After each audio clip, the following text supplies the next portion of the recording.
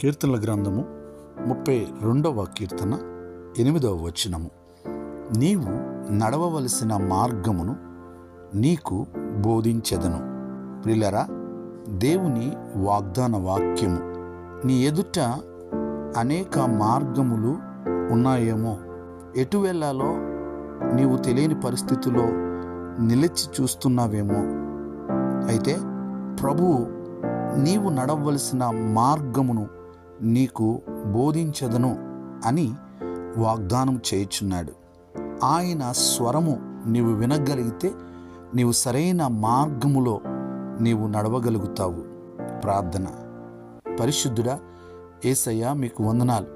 పరమతండ్రి, మీకు వందనాలు.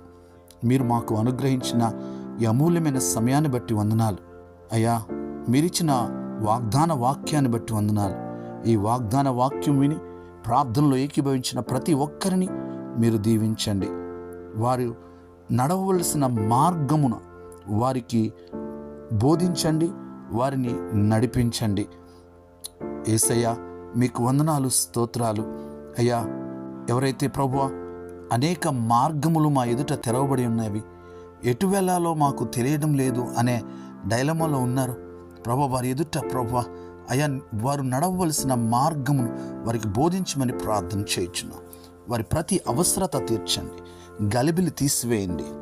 ప్రభువా, మీకే వందనాలు, మీకే స్తుతులు చెల్లిస్తూ యేసు నామములో ప్రార్థిస్తున్నాము తండ్రి. ఆమెన్.